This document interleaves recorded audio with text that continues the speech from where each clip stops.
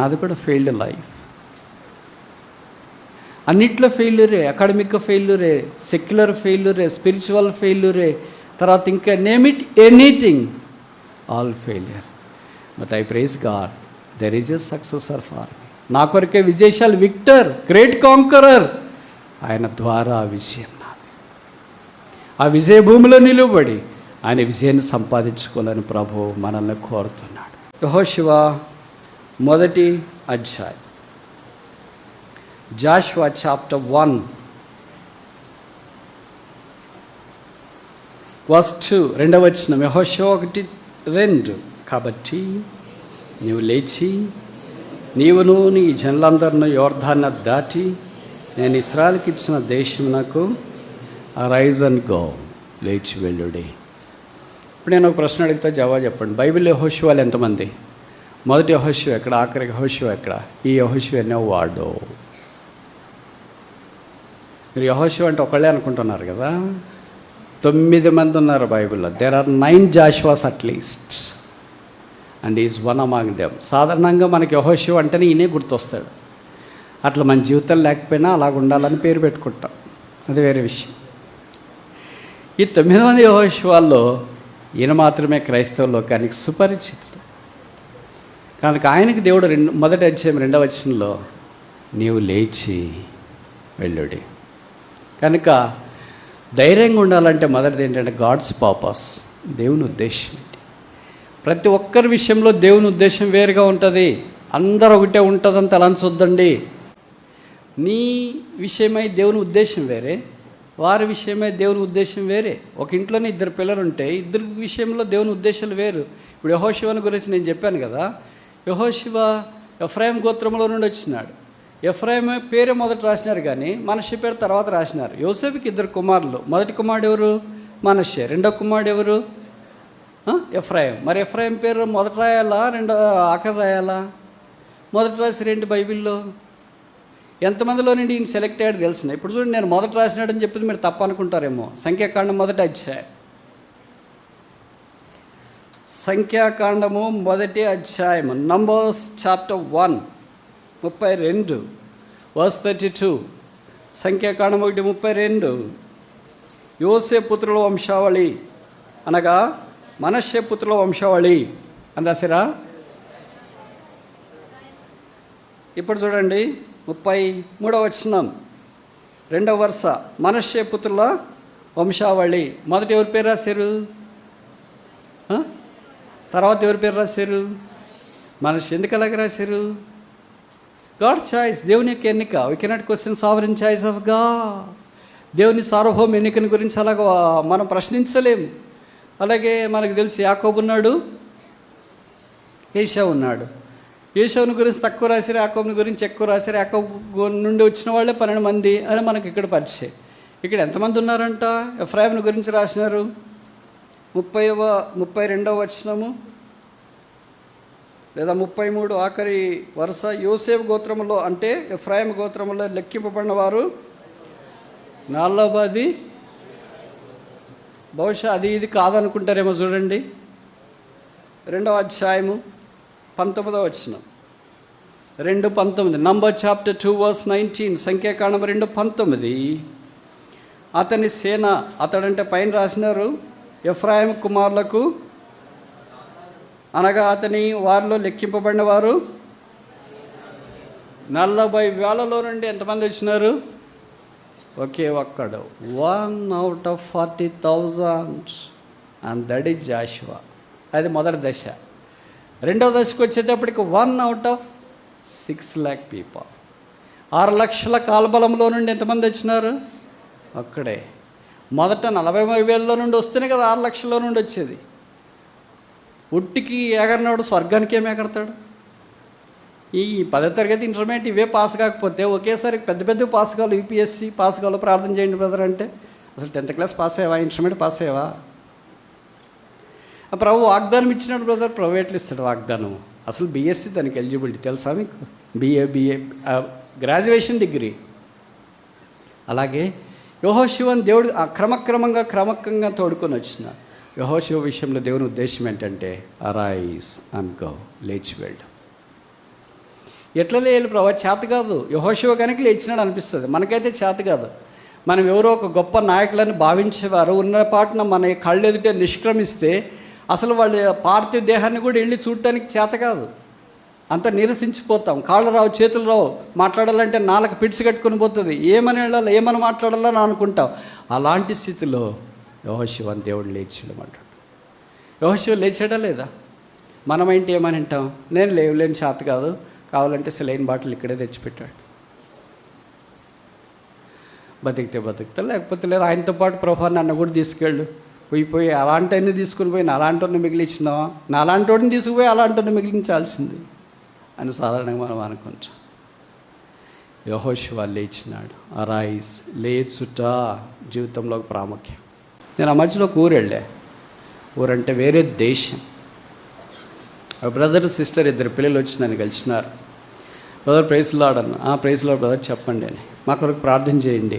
ఏమైనా ప్రార్థన చేయాలంటే, మేము ఇద్దరికి రుణస్థలము, మొదటి దేవుడికి, రెండవది మీకు అని. మొదటిది బాగుంది, రెండవది బాగలేదు అని చెప్పి. లేదు బ్రదర్, మొదటిది ప్రభు ఖచ్చితంగా, రెండవది మీరు కూడా. మీరు ఒక వాక్యం చెప్పారు, ఒకటే ఒక మాట, అరైజ్, లేచండి అని. అప్పుడు నేను పెళ్లి కాలేదు, ఎంతో నిరుత్సాహంతో యూత్ క్యాంప్కి వచ్చినాను. ఆ మాటలు విన్న తర్వాత ఇంక నేను ఇట్లుంటే బాగుండదని అనుకున్నాను. లేచినాను. నా చదువు ముగించుకోవటానికి ప్రభు సాయం చేసినాడు. తర్వాత ప్రభు ఉద్యోగం ఇచ్చినాడు, పెళ్ళయింది, పిల్లలైనారు. ఇప్పుడు ఈ దేశంలో ఉన్నాము. ఈ దేశ పౌరము, సిటిజన్షిప్ కూడా మాకు వచ్చింది. మా కొరకు ప్రార్థన చేయండి. ఆ లేచుట అనేది ఆ దినాన్ని, లేకపోతే ఈ దినాన్ని ఈ దేశంలో నేను ఉండేవాడిని కాదేమో. అలాంటి మాటలు విన్నప్పుడు, సాక్ష్యాలు విన్నప్పుడు కళ్ళు చెమ్మగిల్లుతాయి. ఎంతకాలం అక్కడే ఉంటాం? జరిగింది ఏదో జరిగింది. బాధ అయినా, వేదనైనా, కృంగుదలైనా, అవమానమైన, పోరాటమైన, ఓటమైన, దసిపోయిన, సోలిపోయిన, సమస్యలిపోయినా ఇంకా దాంట్లోనే ఎంతకాలం ఉంటావు? ఇంక ఇదే డిప్రెషను, ఇదే బాధ, ఫెయిల్ అయినా, అనారోగ్యం, అప్పులు, పేదరికం. చాలామంది యవనస్తులు ఆన్లైన్ బెట్టింగ్కి బానిసలైన వారు ఉన్నారు, ఆన్లైన్ అప్పులకు బానిసలైన వారు ఉన్నారు. వాళ్ళు తెలియకుండా చేస్తున్నారు. నాకు చాలా ఆశ్చర్యం వేసే, షాకింగ్, బిలీవర్స్ చేస్తున్నారు.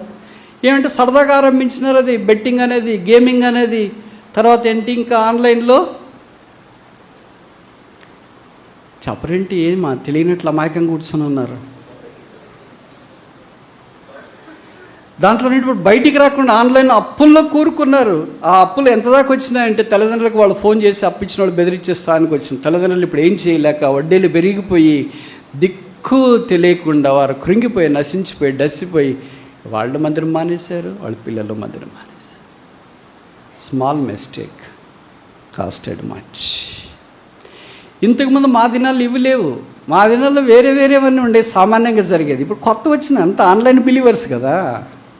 ఇప్పుడు ఆన్లైన్ వచ్చేసినాయి. Online betting apps, online loan apps, online gaming apps, ఆన్లైన్లోనే వారు బంధించబడ్డారు. వద్దు, ప్రభు సెలవిస్తున్నాడు, అరైజ్. నీ విషయంలో దేవుని యొక్క ఉద్దేశం వేరుగా ఉంది.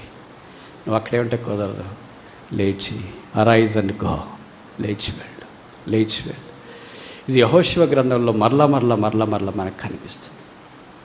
లేచి వెళ్ళకపోతే బైబిల్లో భక్తులు అంత గొప్పవారు కాలేరు. ఉదాహరణకి దేవుడు అబ్రహాంతో ఏమన్నాడు? ఆదికాండం 12:2 అరాయ్, నీవు. అబ్రహాం లేకుండా సరే ఇక్కడే ఉంటా, కావాలంటే ఇసుక వాళ్ళంతమంది, ఆకాశ నక్షత్రాల మంది, పిల్లలంతా ఇక్కడ మా భూమి అని ఎడుతుంది అనుకుంటే బహుశా ఆయనకు ఆ వాగ్దానం నెరవేరిండేది కాదు, ఆయన అక్కడే ఉండి ఉండేవాడు. యాకోబుతో దేవుడు ఏమన్నాడు? నీవు లేచి. మోషేతో దేవుడు ఏమన్నాడు? నీవు లేచి. దావీదుతో దేవుడు ఏమన్నాడు? నీవు లేచి. ఇంకెంతమందితో ఇలాగ దేవుడు నువ్వు లేచి. తార్సవాడైన సౌలు రక్షణ పొందిన తర్వాత అపోస్తల కార్యాలు 9వ అధ్యాయంలో ఏమన్నాడు? నీవు లేచి. Very simple. నీవు లేచి. మీరు కాదు, వాళ్ళందరూ లేస్తే నేను లేస్తానొద్దు, వాళ్ళందరూ పోతే నేను పోతానొద్దు. నీ జీవితం వేరే, ఎప్పటికిక్కడే ఉండాలని అనుకోవద్దు. ఎట్ల అలవాటు ఏంటంటే, కోల్ బెల్ట్లోనా ఇక్కడే బాగుంది, ఈ కోల్ బెల్టే బాగుంది, ఇక్కడ వదిలేసిపోతే అలాగా అని అనుకుంటూ ఉంటారు. యోసేపు అలాగా అనుకునింటే ఐగుప్తు ప్రధానమంత్రి ఉండేవాడు కాదు. నెహెమ్యా అలాగా అనుకునింటే షూషను కోటలో ఉండేవాడు కాదు. ఎస్తేర్ అలాగా అనుకునింటే రాణయిండేది కాదు. రూత్ అలాగా అనుకునింటే యేసుప్రభు వంశావళిలోనికి వచ్చిండేది కాదు. దానియేలు అలాగా అనుకునింటే ప్రధానమంత్రి అయిండేవాడు కాడు. తార్సోలైన సౌలు అలాగా అనుకునింటే ఇది నన్ను అన్ని జనులకు వాక్యం ప్రకటించే గొప్ప ప్రవక్త అయిండేవాడు కాదు. భక్సింగ్ గారు అలాగే అనుకునింటే ఇది నా దేవుని వాక్యం వెలుగు మన దగ్గరికి వచ్చిండేవాళ్ళు కాదు. నువ్వు లేస్తే ఎన్ని ఆశీర్వాదాలు ఉన్నాయి తెలుసా. కానీ విచిత్రం ఏంటంటే లైట్ లేదు. మీరేమనుకుంటారు, మా పిల్లలు మా కాళ్ళు ఎదుటే ఉన్ని బ్రదర్, ఉన్నింది తింటాంలేండి, ఉన్న దగ్గరే ఉంటానులేండి, అందరు ఆత్మీయంగా ఉంటానులేండి. మరి ఐగుప్తులో ప్రధానమంత్రి ఎవరు కావాలా? సూషోను కోటలో పాత్ర అందించేవాళ్ళు ఎవరు కావాలా? బబులోన్లో గిన్నె ప్రధానమంత్రి ఎవరు కావాలా? ఎవరన్నా కానీ మా పిల్లలు మాత్రం మా కాళ్ళు ఎదుటే ఉంటే చాలు. అలాంటి వాళ్ళు ఇక్కడ చాలామంది కూర్చొని ఉన్నారు. పాశ్చాత్య దేశాలకు మీ పిల్లల్ని చదువుకోరికి ఎందుకు పంపించకూడదు? ఇక్కడ తిరుగుతున్నారు, ఇక్కడ తిరుగుతున్నారు. వెనక కాలేజ్, ముందు కాలేజ్, పక్కన కాలేజ్, పై కాలేజ్, కింద కాలేజ్. నేను పాశ్చాత్య దేశాలకు వెళ్ళినప్పుడు ప్రపంచంలో టాప్ 10 యూనివర్సిటీస్ విజిట్ చేసిన. ఇంజనీరింగ్లో number 1 MIT Boston, Manchester institute of technology, అది ప్రపంచంలో నంబర్ 1 ఇంజనీరింగ్ కాలేజ్. కాలు పెడితే చాలా అనుకున్నా, కాలు పెట్టిన డిగ్రీ కాదు. అలాగే హార్వర్డ్, కేంబ్రిడ్జ్, ఆక్స్ఫర్డ్, స్టాన్ఫోర్డ్, ఇవన్నీ ఎదురు చూస్తున్నాయి. ఎక్కడొస్తారు తెలంగాణ బిడ్డలు? ఇక్కడే కోల్బెట్లో ఉన్నారు ప్రభు. ఇక్కడే ఉదయం లేచి బజార్కి పోయి చికెన్ మటన్ కనిపిస్తే అలాడుతుంటుంది. ఎక్కడ లేని అలాడు ఇక్కడ కోల్బెట్లోనే ఉంటుంది. తెచ్చుకునేది, తినేదే, కూలర్ పెట్టుకునేది, పడుకునేది, ఉద్యోగం చేసి చాలు ప్రభు తీసుకుంటాడు. సిగ్గు అనిపించట్లే? అనిపిస్తుందా లేదా? అన్నీ వదిలేసినావు, ఇంకేం అనిపిస్తుంది? ఇట్లా వద్దో నాకు అనిపిస్తుంది. అలాంటి యూనివర్సిటీలో కూర్చుని అబ్బా మన పిల్లలు ఇక్కడ ఉంటే ఎంత బాగుండు, ఒక్కడుంటే ఎంత బాగుండు, ఒక్క అమ్మాయి ఉంటే ఎంత బాగుండు. కానీ లేరు. టాప్ 10 యూనివర్సిటీస్లో కేంబ్రిడ్జ్లో కాలు పెట్టినప్పుడు లేరు, ఎతికినా లేరు. అడుగుతూ ఉంటాం ఎవడన్నా ఉన్నారు బ్రదర్. ఆక్స్ఫర్డ్లో కాలు పెట్టిన ఎవరన్నా ఉన్నారు? లేరు. మరి డబ్బులు ఇక్కడే ఇంత కూర్చుకుని ఒక్కొక్కరి దగ్గర చెప్పలేనన్ని ప్లాట్లు, పొలాలు, బంగారం, వజ్రవైడూర్యం, మరకత మాణిక్య, నీళ్ళల కెంపులు, పచ్చలు అన్నీ అక్కడే పెట్టుకుని ఉంటారా? మీ పిల్లలకు మీ జీవితంలో ఇచ్చేది 2. ఈ 2 ఇవ్వండి, మిగతా అనవసరం. విచిత్రం ఏంటంటే ఈ 2 తప్ప అన్నీ ఇచ్చేస్తారు మీరు. అప్పుడు మీరేమనుకుంటారు బ్రదర్, అట్లయినా ప్రభువుని తెలుసుకుంటారు అని. ఎవరు చెప్పారు అట్లయినా తెలుసుకుంటారు? అట్లయినా పాడైపోతారు. ఇంకా కొంతమంది భక్తులు ఏం చెప్తారంటే బ్రదర్ మా పిల్లలు మాతో ఉంటే బాగుంటారు, బయటికి పోతే చెడిపోతారు. బయటికి పోయినంత చెడిపోయారా? నేను 70 దేశాలు తిరిగినాయని చెడిపోయానా? యోసేపు ఐగుప్తు పోయినాడు, చెడిపోయాడా? యోసేపు లాంటి కనుక నిలబడినాడు బ్రదర్. మా పిల్లలు అట్లాంటి వాళ్ళు కాదు బ్రదర్. నిజమే, మనమేమి యోసేపులు కాదు, మనమేమి ఎస్తేర్లు కాదు, మనమేమి రూతులు కాదు, మనమేమి దానియేలు కాదు. This is true. మనమేమి నెహెమ్యాలు కాదు. అయితే యోసేపు దేవుడు చనిపోలేదు, ఎస్తేర్ దేవుడు చనిపోలేదు, దావీదు దేవుడు చనిపోలేదు, నెహెమ్యా దేవుడు చనిపోలేదు, దానియేలు దేవుడు చనిపోలేదు, పౌలు దేవుడు చనిపోలేదు, భక్సింగాడు దేవుడు చనిపోయి సజీవుడైనాడు. ఇలాంటి వారిని కాపాడిన దేవుడు మనల్ని కాపాడా? చెడిపోయేవాడు ఈ ఊర్లోనే చెడిపోయినాడు కాదంటారా? బాగుపడేవాళ్ళు పాశ్చాత్య దేశాలకు వెళ్ళి కూడా ప్రభు కొరకు సాక్షులు కొట్టు సేవ చేసేవాళ్ళు ఉన్నారు. చెడిపోవటానికి ఎక్కువ అవకాశాలు ఉన్నాయని మీరు అనుకుంటారు కదా, అది తప్పు. ఎందుకంటే పాశ్చాత్య దేశాలకు వెళ్ళిన మీ కొడుకులు కూతుర్లు ఏమవుతారంటే వెళ్ళిన రోజే వారికి సమస్యలన్నీ కొంత దగ్గరకు వస్తాయి. సామాన్య కామన్ పీపుల్ ఒక్క పూట బతికితే చాలు, గడిస్తే చాలని అనుకుంటారు. మీకు చెప్పుకోలేక అక్కడ బతకలేక కరెక్ట్ అడకత్తల్లోని ఒక్క వలే అయిపోతారు. 2 years 3 yearsకి వాళ్ళకి చలనము కూడా లేకుండా అవుతుంది. అప్పుడు దేవుడు వారిని సిద్ధపరిస్తే ప్రార్థన చేయండి అన్న రక్షణ బాప్తీసం. ఇక్కడ సెట్ కానాడు, అక్కడ సెట్ అవుతున్నాడు. ఇక్కడ సెట్ కాడు. ఎందుకంటే అమ్మ నాన్న బాగా చూసుకుంటున్నారు, సమయానికి 3 పూట్ల భోజనం పెడుతున్నారు, కొత్త బట్టలు తెచ్చిస్తున్నారు, బండి కొనిస్తున్నారు, BMW కారు కొనిస్తున్నారు, ఫుల్గా తిరిగేస్తున్నాడు, దండికి ఇంట్లో వచ్చి దౌర్జన్యం చేస్తున్నాడు. అవన్నీ ఇక్కడ సరిగిపోతే అక్కడ పోతే అటు జరగదు. నీ చుట్టూ పోటీ ప్రపంచం ఉంటుంది. నువ్వు కుర్తిలో వేసిన బల్లి వలె ఉంటావు. ఎట్లయినా సరే దాంట్లో నుండి బయటికి రావాలని అనుకుంటావు. అలాగే ఇక్కడ రక్షణ పొందిన వాళ్ళు అక్కడ రక్షణ పొంది మ్యూజిక్ వాయిస్తూ పాటలు పాడుతూ వాక్య పరిచయం చేస్తుంటే షాక్, వీళ్ళేంటి ఇలాగయ్యారు? దేవుడు అలాంటి యెహోషువల కొరకు ఎదురు చూస్తున్నాడు. ఇక్కడున్నారా? మీ పిల్లలకి ఇవ్వాల్సిన రెండులో మొదటిది గాడ్, యేసును పరిచయం చేయండి. మేము చెప్పం బ్రదర్, వాడే తెలుసుకుంటాడు. అట్లా చెప్పలేదు బైబిల్లో. యెహోషువ ఏమన్నాడంటే, నేనును నా ఇంటి వారును, ఇంట్లో వాళ్ళని కూడా కలుపుకున్నాడంటే ఇంట్లో వాళ్ళకు కూడా ఆయన యేసును పరిచయం చేసి. రెండవది, గివ్ బెస్ట్ ఎడ్యుకేషన్ పాసిబుల్. మీ చేతనైనంతలో మంచి చదువు ఇవ్వాలి. ఈ రెండిచ్చి చూడండి, ప్రభువు వారిని సిద్ధం చేసి వాడుకున్నట్లు మీ కళ్ళు చెదిరిపోతాయి. మీ పిల్లలు not local, they are global. మీరు అనుకుంటున్నారు మా పిల్లలు లోకల్, తెలంగాణ, ఇంక ఇక్కడ చాలా. ఎవరు చెప్పారు? Every believer is not local, is a global. Because God is global, Bible is global, church is global. How come you be a local? దేవుడు గ్లోబల్ అయిన తర్వాత, సంఘము గ్లోబల్ అయిన తర్వాత, బైబిల్ గ్లోబల్ అయిపోయిన తర్వాత, దేవుని ప్రజలు గ్లోబల్ అయిన తర్వాత నువ్వు లోకల్ ఎట్లయితావు? దేవుడిచ్చిన అసాధారణమైన దాన్ని కుంచుకొని లోకల్ ఇక్కడే ఉంటే చాలు కదా, ఇక్కడే చదివితే చాలు, ఇక్కడే మా కళ్ళు ఎదుటి ఉంటే చాలు, మేము చచ్చిపోయినప్పుడు వస్తాడో రావడం. మోషేకే దిక్కు లేకుండా అయిపోయింది. అంతకంటే గొప్పవాళ్ళా మనం? మోషే అనుకుని ఉంటాడు కదా బాగున్నప్పుడు, నేను చనిపోతే 6 లక్షల కాల్బలం ఏడిస్తే 6 లక్షల కాల్బలంలో నుండి ఒక్కొక్క కన్నీటి డ్రాప్, ఒకళ్ళలో నుండి 2 డ్రాపులు వస్తే 6 లక్షల్లో నుండి ఎన్ని డ్రాపులు? 12 లక్షల డ్రాప్ అయితే ఖచ్చితంగా నా శవపేటికి మునిగిపోతుందని అనుకున్నాడేమో. నాలాంటి వాడైతే అలాగే అనుకుంటా. దేవుడు సైలెంట్గా భూస్థాపన చేసేసాడు. ఎక్కడ చేశాడో ఇప్పటిదాకా కూడా ఎవరికి తెలియట్లేదు. అనేకసార్లు మనం అలాగ అనుకుంటాం. ఏమి ఈ లోకానికి తీసుకురాలేదు, ఏమి తీసుకొని పోలేవు. నీ పిల్లలు నీకే ఉపయోగకరంగా ఉండాలనుకుంటే నీ ఇష్టం. నీ పిల్లలు ప్రభు కొరకు ఉపయోగకరంగా ఉండాలనుకుంటే ఆయన చేతిలో పెడితే ఆయన వాడుకుంటాడు. యెహోషువ విషయంలో దేవుడు అలాగ సహాయం చేసినాడు. గాడ్స్ పర్పస్, నువ్వు లేచి వెళ్ళు. యెహోషువ లేచి వెళ్ళాడు. రెండవది చూస్తామా? యెహోషువ మొదటి అధ్యాయం, జాషువా చాప్టర్ 1.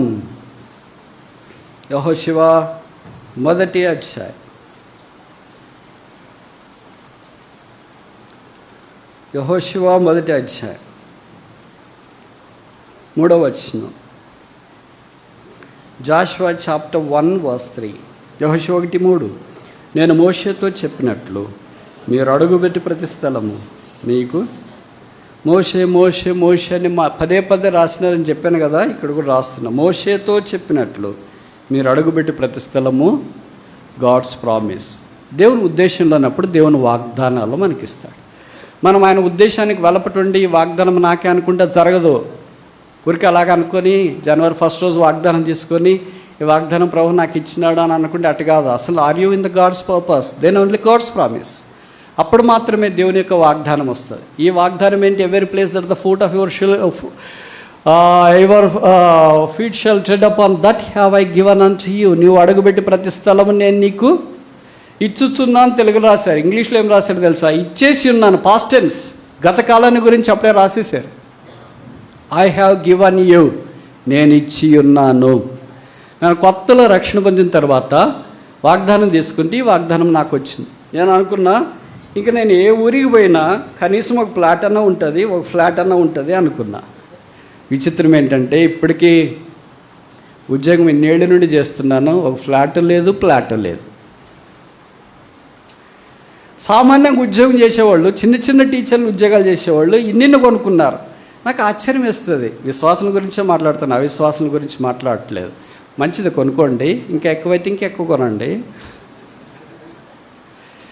అలాంటి వాళ్ళని పోయి నేను అడుగుతుంటా, బ్రదర్ ఈ విజయరహస్యం ఏమిటి? మీరు ఇన్ని ఫ్లాట్లు కొన్నారు, ఇన్ని ఫ్లాట్లు కొన్నారు, ఇన్ని కొన్నారు, నేను ఇంకా ఉద్యోగం చేస్తూనే ఉన్నా, నేను ఒక్కటి కూడా కొనలేకపోతున్నానంటే వాళ్ళు ఏం చెప్తారు తెలుసు, అంత ప్రభుదయ బ్రదర్. నేనంటాను మరి ఎందుకు ఆ ప్రభుదయ నాకు లేదు, ఎందుకు ఆ ప్రభుదయ నాకు లేదు? నేను కూడా ఆయన సేవిస్తున్నాను కదా, నేను కూడా రక్షణ పొందినాను కదా.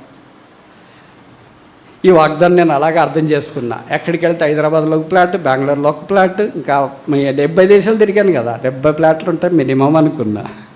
విచిత్రం ఏంటంటే మినిమం 70 సెంట్లు కూడా లేదు, 1 సెంట్ కూడా లేదు.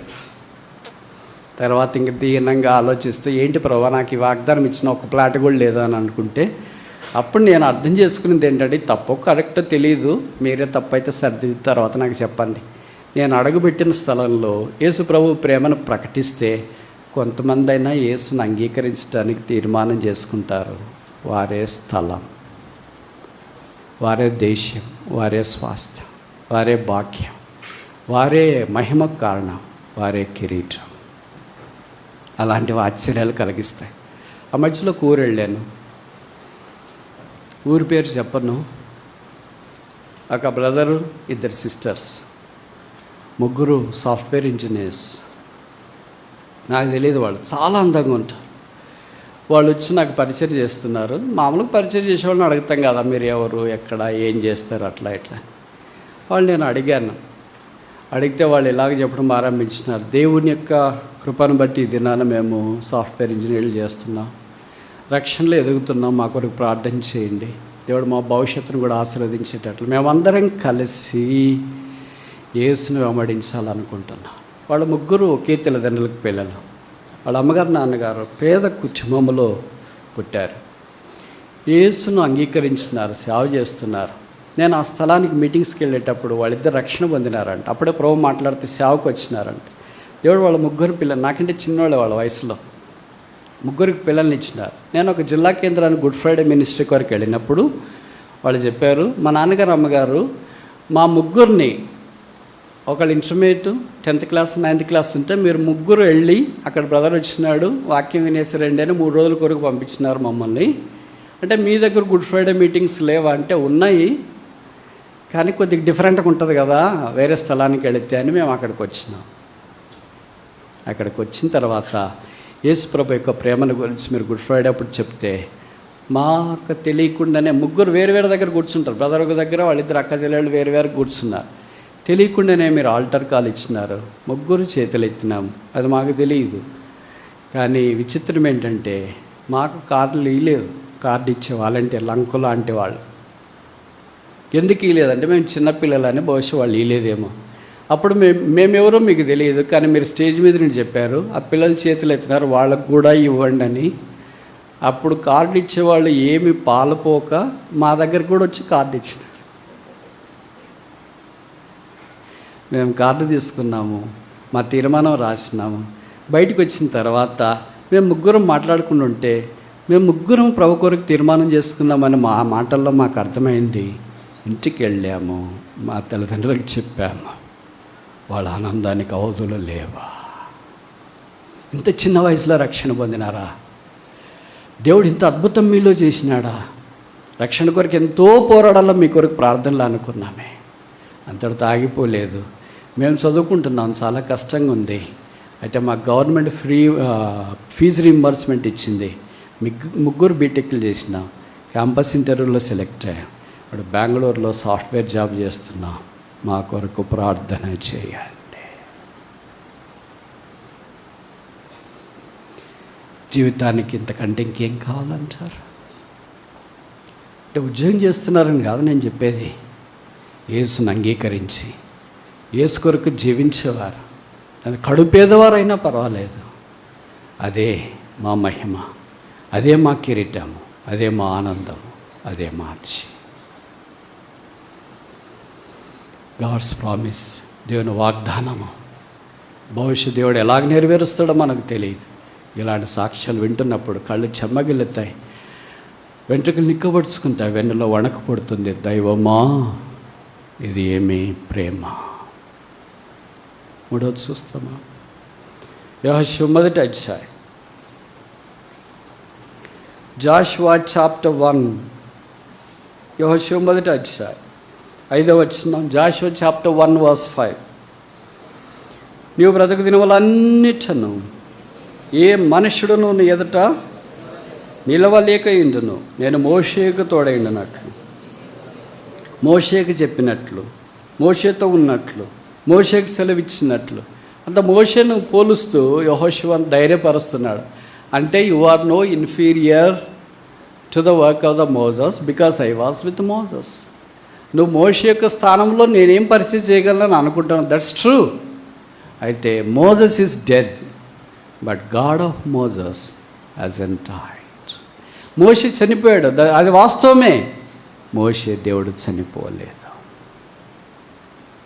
కనుక మోషే వైపు చూడక మోషే దేవుని వైపు చూడు. ఏ మనుషుడును నువ్వు బ్రతికినంత కాలము నీ ఎదుట నిల్వ నేరడు. గాడ్స్ పవర్, దైవశక్తి. దేవుడు శక్తి ఇచ్చిన తర్వాత నిల్వ నేరడంటే మనం వెళుతూ ఉంటే మనుషులంతా కింద పడిపోతారని కాదు దీని అర్థం. పైకి లేసేవాళ్ళు కూడా ఉంటారు. 20 ఏళ్ల క్రితం ఎలాగుండేదండి మీకు తెలుసు కదా. మందిరంలో ఎంతో దైవికంగా ఉండేవాళ్ళు. ప్రతి మందిరంలో నేను భారతదేశం ఉత్తర దక్షిణ తూర్పు పడమరలు తిరిగా, దాదాపు 70 దేశాలు తిరిగా. విశ్వాసులు అంతా పరీక్షిస్తే అంటే పరిశీలిస్తే అబ్జర్వ్ చేస్తే 20 ఏళ్ల క్రితము మా మందిరంలో హెబ్రోన్ ఫెలోషిప్ అంటే 90% నమ్మకమైన వాళ్ళే కనిపించారు.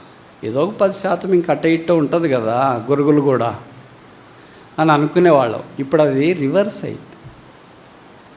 ఎవరు నమ్మాలో తెలియట్లేదు, ఎవరితో ఏం మాట్లాడాలో తెలియట్లేదు.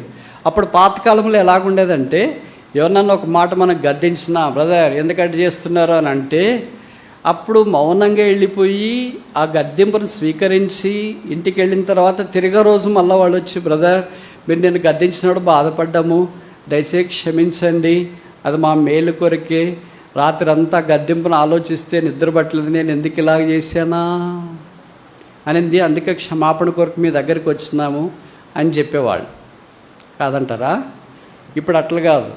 ఇక్కడ గద్దిచ్చినాం అనుకో, ఇంటికి పోయి ఉదయం ఇంకా 5 మందిని తీసుకొని వస్తాడు. మా వాడిని గద్దిస్తారా, మా వాళ్ళని గద్దిస్తారు. అసలు ఏమనుకుంటారు మీరు? ఈ ఊర్లో ఉండాలనుకుంటున్నారా? ఏమైంది ఆత్మీయత? భయం లేదు. నీకు భయం లేకపోతే నష్టం ఎవరికో అని అనుకుంటున్నావేమో. నీకే, నీ కుటుంబానికే, నీ పిల్లలకి ఇది నువ్వు ఆశీర్వాదకరంగా ఉన్నావంటే నీ వల్లగా జరిగింది కాదు, నీ వల్ల ఏం ఒరగదు. నీ తల్లిదండ్రులు, వారి తల్లిదండ్రులు, నీ పితరుల యుద్ధ నుండి నీకు వచ్చి నీ ఆశీర్వాదపు యొక్క సంపద ఇది మనం అనుభవిస్తున్నాం. ఇప్పుడు నీ ద్వారా తరతరాలకు రాబోయే సంపద అనుభవించాలంటే నువ్వు ఇట్లుంటే కాదు. 4 తరాలకు భవిష్యత్ నీ ద్వారా నష్టం కలగొచ్చేమో, బైబిల్లో రాసిరన్నమాట. కానీ అలాగుండొద్దు. నీతిమంతులు కొట్టుట అభిషేకం, వారు గద్దించుట ఉపకారం. అలాంటిది ఎంతో ఇసువైకుందను గాక. వట్టికి గద్దించరు కదా, వట్టికి ఇబ్బంది పెట్టరు కదా, వట్టికి కాదన్నారు కదా, ప్రోత్సాహం కొరకు చెప్తూనే ఉంటాం కదా. మాలాంటి వాళ్ళు కూడా చెప్పినా మీరు అలాగే తీసుకుంటే ఇంకెవరు చెప్పాలా? టీచర్ తప్ప విద్యార్థులకి ఎవరు చెప్పగలరు? దారిని పోయే వాళ్ళు చెప్తారా? ఇప్పుడు చూడండి, మీరు నా క్లాస్లో ఉన్నారనుకో, నేను టీచర్ని బేసికల్గా. మా క్లాస్లో స్టూడెంట్స్, ఎంఎస్సి స్టూడెంట్స్ 20 మంది ఉన్నారనుకోండి. ఏంటి అడగ చేస్తున్నారా అనేటట్టు సెట్ అవుతాడు. ఏంటమ్మాయి వాళ్ళు సెట్ అవుతారు. నీళ్ళు తీసుకున్నారండి తాగటానికి సెట్ అవుతారు. లేకపోతే నీ నోట్బుక్ తీసుకునిరా, ఏం రాసినావు అంటే భయంతో అట్లా వస్తారు. అదే నేను బజార్ రోడ్డెమ్మడి పోయే వాళ్ళు చెప్పాను అనుకో, మీరు నోట్బుక్ తీసుకురా అంటే ఎవరైనా. ఆ క్లాస్లో నా విద్యార్థి అయితే నేను చెప్పిన మాటకి విలువిస్తాడు, నేనంటే భయం ఉంటుంది. ఆయన కూడా నా విద్యార్థి కనుక నేను అలా గట్టిగా మాట్లాడతా. బయట వాళ్ళతో ఇలాగ మాట్లాడతా అలాగా. దాన్ని పోయే వాళ్ళందరితో చెప్తామా, దాన్ని పోయే వాళ్ళందరిని అంటామా? మీరు దేవుని మందిరంలో ఉన్నారు కనుక, దేవుని ప్రజలు కనుక, ఒక కుటుంబం కనుక మీతోనే గట్టిగా మాట్లాడతాం. మీతో కాకుండా ఎవరితో మాట్లాడగలము? అది మీతో మాట్లాడుతున్నాం కనుక మీరు మిమ్మల్ని దర్శించి భద్రపరిచి కాపాడి సిద్ధపరిచి భవిష్యత్ తరాన్ని కొరకు దేవుడు వాడుకునే వారిగా చేస్తారు. Who is next? మా తర్వాత ఎవరు? మీరు కదా. మోషే తర్వాత యెహోషువ ఉన్నాడు కదా, ఏలియా తర్వాత ఎలీషా ఉన్నాడు కదా, దావీదు తర్వాత సొలొమోను వచ్చాడు కదా, యెషయా తర్వాత ఇర్మీయా వచ్చాడు కదా. పౌలు తర్వాత తిమోతి లాంటి వాళ్ళు వచ్చారు కదా. మరి who is next after this generation? మా తరం తర్వాత వచ్చే తరం ఎవరు? మీరే స్తంభాలు. మీరు అది తీసుకోలేకపోతే, మీరు ఆ శిక్ష తీసుకోలేకపోతే, మీరు ఆ క్రమశిక్షణ అంగీకరించకపోతే, మీరు ఆ ఉపదేశం పొందకుండా ఉంటే, మీరు దానికి అంగీకరించకపోతే, విధేయులు కాకపోతే దేవుడు ఎలాగ ఆశీర్వదిస్తాడని మీరు అనుకుంటారు. Submission, humility is a ground for all the blessings to grow. విధేయత కలిగి ఉండడం, తగ్గింపు కలిగి ఉండడం, ఆశీర్వాదాలు మలవటానికి మంచి నేల. ఈ నేల లేకపోతే ఆశీర్వాదాలు ఎన్ని విత్తినా అవమానం. అది మీరు ఇంట్లో కావచ్చు, క్లాస్లో కావచ్చు, ఇలాగ దైవ మందిరాల్లో కావచ్చు, మీరు పనిచేసే స్థలాల్లో కావచ్చు, ఎక్కడైనా కావచ్చు. యెహోషువ దేవునికి అలాగున్నట్లు వాక్యం మనం చూస్తాం. 4వది యెహోషువ మొదటి అధ్యాయం, జాషువా చాప్టర్ 1. యెహోషువ మొదటి అధ్యాయం 9వ వచనం. యెహోషువ 1:9. నేను నీకు ఆజ్ఞ ఇస్తున్నాను కదా, నిబ్బరం కలిగి ధైర్యంగా ఉందుము, దిగులు పడకము, జడేకము. నీవు నడుచు మార్గం అంతట్లో నీ దేవుడైన యెహోవా, ప్రెజెన్స్ ఆఫ్ గాడ్, నీకు తోడై ఉంటా. నీవు నీవు నీవు నీవు అనే మాటలే చూస్తున్నా. ఇప్పుడు దాకా ఎన్ని విషయాలు చూసినాం యెహోషువకు సంబంధించి? 4. మొదటిది ఏంటి? గాడ్స్ పర్పస్, దేవుని ఉద్దేశం, నీవు లేచి వెళ్ళు. రెండవది ఏంటి? గాడ్స్ ప్రామిస్, దేవుని వాగ్దానము, నువ్వు అడుగుపెట్టే స్థలం నేను నీకు ఇచ్చి ఉన్నాను, ఇంగ్లీష్ బైబిల్ ప్రకారం, పాస్ట్ టెన్స్, గతకాలం. మూడవది ఏంటి? గాడ్స్ పవర్, నీ ఎదుట ఏ మనుషుడను నిలవనేడు. 4వది ఏంటి? గాడ్స్ ప్రజెన్స్, నేను నీకు తోడై ఉన్నాను. దేవుడు మనకు తోడుగా ఉంటే ఇంక భద్రత ఏంటి, ఇంకా అవసరం ఏంటి? అందుకని సాధారణంగా మనం జనవరి 1వ తారీఖు పాట పాడుతుంటాం కదా. ఏమని పాడతాం? మేము భయపడము. పాట మాత్రం భలే పాడుతుంటాం. నేను కిందికి వెళ్ళి చెప్పుల స్టాండ్లో చెప్పులు వేసుకునేటప్పుడు సైతాన్ అంటుండు, నువ్వు బయటికి రా, నీ సంగతి చెప్తా కదా. నువ్వు భయపడవా? నువ్వు భయపడవా? నువ్వు భయపడవు, నీ సంగతి నాకు తెలుదా? కిచెన్లో ఉంటే బొద్దింకని చూసే భయపడతావే, ఫ్రిడ్జ్ దగ్గర తిరిగే బల్లిని చూసే భయపడతావే, ఇంట్లో రాత్రిపూట కరెంటు పోతేనే భయపడతావే, అక్కడ జనవరి 1వ తారీఖు మాత్రమే ఎంత బద్దలు పడుతున్నారు కదా మీరు అని సాతాను అంటా ఉండి, అప్పటి నుండి వాడు పనిచేయడం ఆరంభిస్తే అయ్యో భయం, అయ్యో భయం, అయ్యో భయం, భయం భయం భయం. యెహోషువకు కూడా అలాగే ఉంది. అందుకే దేవుడు అన్నాడు, భయపడొద్దు, దిగులు పడొద్దు, నేను నీకు తోడాయి. అందుకే వాక్యంలో రాశారు కదా యెషయాలో, నీకు విరోధముగా రూపించబడిన ఆయుధము no weapon that is formed against thee shall prosper. ప్రభువు మనకు తోడుగుండి నడిపించేవాడు. 5వది ఆఖరి చూసి ముగిస్తామా? జాషువా చాప్టర్ 1:8. యెహోషువ 1:8 దేవుని యొక్క వర్ధిల్లే వాక్యం. కనుక 5 విషయాలు మనం చూసినాం. మొదటిది గాడ్స్ పర్పస్, దేవుని ఉద్దేశం, లేచి వెళ్ళుడి. రెండవది గాడ్స్ ప్రామిస్, దేవుని వాగ్దానము, నీవు అడుగుపెట్టి ప్రతి స్థలం నేను నీకు ఇచ్చిన్నాను. మూడవది ఏ మనుషుడును నీ ఎదుట నిలవనేరడు, గాడ్స్ పవర్. 4వది గాడ్స్ ప్రజెన్స్, దైవ సన్నిధి, నేను నీతో కూడా ఉండేది. 5వది ఆఖరిది గాడ్స్ ప్రాస్పరిటీ, నీ వర్ధిల్లత. వారికి లేని భాగ్యము యేసు యొక్క వాక్యము ద్వారా మనకు కలిగింది. ఇప్పుడు ఆ యేసు నుండి విశ్వాసం నుంచి మనము ముందుకు సాగిపోవాలని కోరపడతాం. మీకు కూడా చీకటి పరిస్థితులు ఉన్నాయా? అంధకారం అలవటించుందా? ఏం చేయాలి ఈ పరిస్థితుల్లో? క్రాస్ రోడ్స్లో ఉన్నాము. ఇది చదువు పూర్తి కాలేదు, ఉద్యోగం రాలేదు, ట్రాన్స్ఫర్ కాలేదు, ప్రమోషన్ రాలేదు, పెళ్లి ప్రపోజల్ రావట్లేదు, బయట దేశానికి కావట్లేదు, అన్నీ ఫెయిల్యూరే బ్రదర్. Yes, that's true. మీరు ఒకళ్ళే కాదు ఫెయిల్యూర్ అనే పదం. మీరు నమ్మినా నమ్మకపోయినా నేను కూడా చెప్పనా, నాది కూడా ఫెయిల్డ్ లైఫ్. అన్నిట్లో ఫెయిల్యూరే, అకాడమిక్ ఫెయిల్యూరే, సెక్యులర్ ఫెయిల్యూరే, స్పిరిచువల్ ఫెయిల్యూరే, తర్వాత ఇంకా name it anything, all failure. But I praise God, there is a successor for me. నా కొరకే విజయశాలి, విక్టర్, గ్రేట్ కాంకరర్, ఆయన ద్వారా ఆ విజయం నాది. ఆ విజయ భూమిలో నిలువబడి ఆయన విజయాన్ని సంపాదించుకోవాలని ప్రభువు మనల్ని కోరుతున్నాడు. ఇదంతటికీ ప్రార్థన ద్వారా సాధ్యమవుతుంది. మీరు ప్రేయింగ్ హ్యాండ్స్ అనే ఫోటో చూసినారు కదా, ఇట్లా ప్రార్థన చేసి. దాదాపు ప్రతి క్రైస్తవుని ఇంట్లో ఇలాగుంటుంది. ఆ కథ చెప్పి నేను ముగించిన. అదొక దేశం, పేరు జర్మనీ.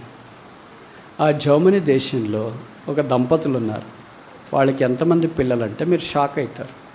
మీకు ఎవరికి అంత ఉండరు, యాకోబుకు కూడా లేరు. 18 మంది, 18. అలాగే ఈ దినాల్లో కూడా 18 మంది పిల్లలు కానీ వాళ్ళు ఉంటే ప్రభుకు స్తోత్రాలు.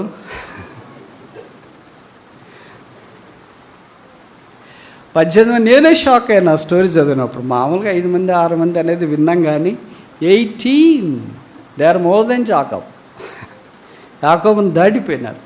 18 మంది పిల్లలు ఉన్నారు. తల్లిదండ్రులు చాలా సామాన్యమైన కుటుంబం. ఈ పిల్లలందరికీ చదువులు కష్టం. దగ్గర పుట్టినోళ్ళలో ఆఖరిలో ఉన్న 2 అన్నదమ్ములు. ఒక అన్న పేరు జూనెట్, తమ్ముడి పేరు జూనెట్, అన్న పేరు ఆల్బర్ట్. వీరిద్దరూ చదువుకోవాలని అనుకున్నారు. కానీ ఇద్దరిని చదివించే స్తోమత, అంటే మిగతా 16 మందిని వదిలేయండి, ఈ ఇద్దరిని చదివించే స్తోమత కూడా వాళ్ళ నాన్నగారికి లేదు. అప్పుడు ఇద్దరిలో ఏమనుకున్నారంటే, మనం కాయిన్ టాస్ చేస్తాం, అంటే ఒక నాణ్యం ఉంటుంది కదా, దాన్ని పైకి వేస్తాం, బొమ్మ బొరుస. ఎవరు నాణ్యం గెలిస్తే, అంటే ఎవరు బొమ్మ అన్నారనుకో, బొమ్మ వస్తే వాళ్ళు చదువుకుందాం. ఎవరిది ఓడిపోతే టాస్లోన వాళ్ళు కష్టపడి పనిచేసి చదివేవాళ్ళని చదివించారు. మనమైతే అలాగ అనుకుంటామా? అప్పుడు వాళ్ళు అలాగ అనుకున్నారు. టాస్ వేస్తే ఆల్బర్ట్ అన్న ఓడిపోయాడు, జూనియర్ తమ్ముడు గెలిచి. అన్న అన్నాడు, సరే నేను కష్టపడి నీ కొరకు ప్రయాసపడి చదివిస్తాను, నువ్వు వెళ్ళి జాయిన్గా అన్నాడు. వెళ్ళాడు. 4 సంవత్సరాలు ఆర్టిస్టిక్ వర్క్, అంటే చిత్రలేఖనము, ఇంకో మాటలు చెప్పాలంటే పెయింటింగ్ లాంటిది వేయడం బాగా నేర్చుకున్నాడు. వాడన్న ఇట్లా మీ మాదిరే మైన్స్లో పనిచేసేవాడు. అంటే కోల్ మైనింగ్ కాదు అది, సో మైనింగ్లో పనిచేసేవాడు. ఇది దాదాపు 15వ శతాబ్దంలో జరిగింది. ఆ మైండ్లో పనిచేసి 4 ఏళ్ళుగా తమ్మునికి ఎంతో సాయం చేశాడు. తమ్ముడు ముగించుకొని చదువు వచ్చినాడు. తమ్ముడు వచ్చినాడని వాళ్ళన్న ఒక పెద్ద థ్యాంక్స్ గివింగ్ మీటింగ్ ఏర్పాటు చేసినాడు. ఆ థ్యాంక్స్ గివింగ్ మీటింగ్లో వాళ్ళన్న తమ్ముని గురించి చెప్తా, మా తమ్ముడి కొరకు నేను ప్రయాసపడ్డాను, మా నాన్నగారు అమ్మగారు సహాయం చేయలేకపోయారు, మా తోబుట్టువులు కూడా మిగతా వాళ్ళు సహాయం చేయలేకపోయారు. నేను మైన్స్లో అంటే గనుల్లో పనిచేశాను. ఎంత పని చేశానంటే, ఆయన 2 చేతులు ఉన్నాయి కదా, వేళ్ళు ఉన్నాయి కదా, ఈ వేళ్ళు ఇట్లా దగ్గరికి రానంతగా ఈ 2 చేతుల్లోని వేళ్లలో ప్రతి ఎముక ఇరిగిపోయిందంట. Every bone was broken in 10 fingers. ఈ 10 వేళ్లలో ప్రతి ఎముక ఇరిగిపోయింది పనిచేసి. అందుకని ఇట్లా కరెక్ట్గా ఇట్లా ఉండదు. ప్రేయింగ్ హ్యాండ్స్ అంటే ఇట్లా ఉంటుంది, అంటే చేతులు దగ్గరికి రానట్లుగా కనిపిస్తాయి. మా తమ్ముడి కొరకు ఇలాగ నేను ప్రయాసపడ్డాను. నేను మా తమ్మునికి ఏమీ లేను, ఈ నా 2 చేతులే మా తమ్మునికి ఇస్తాను. వాళ్ళ తమ్ముడు లేచి నిలబడ్డాడు. ఉదయం ద్రవ్యభవించింది. మా అన్న ప్రేమకు నేనేమి ఇచ్చి రుణం తీర్చుకోలేను. కానీ ఆ 2 చేతులే లేకపోయింటే ఇది నేను ఇక్కడ ఉండేవాడిని కాదేమో అని అందరూ చూస్తున్నాగానే. చిత్రలేఖనంలో చాలా ప్రఖ్యాతి కదా, ఒకే ఒక పేపర్ మీద వాళ్ళన్నీ ఇలాగ 2 చేతులు పెట్టింటే ఆ 2 చేతులు డ్రా చేసినాడు, వేలం వేసినారు. జర్మనీ దేశంలో అంతకుముందు ఎప్పుడూ పాడనంత వేలం ఆ 2 చేతులకు వచ్చింది బొమ్మకి. ఆ వేలం వేసిన తర్వాత ఆ చిత్రపటం యొక్క డబ్బులు వాళ్ళ అన్నకి ఇచ్చినాడు. అన్న చేతుల్లో కూడా పట్టుకోలేకపోతున్నాడు.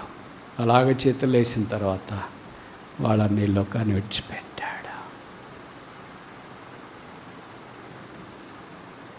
తమ్ముడు డ్యూనెట్ గొప్ప చిత్రకారుడయ్యాడు. ఆయన జీవించిన దినాల్లో జర్మనీ దేశంలో ఆయన మించిన చిత్రకారుడు లేడు. ముగించక మన పరలోకపు యేసు మన కొరకాయ అన్న చేతులు మాత్రమే తమ్ముడికి ఇచ్చినాడు.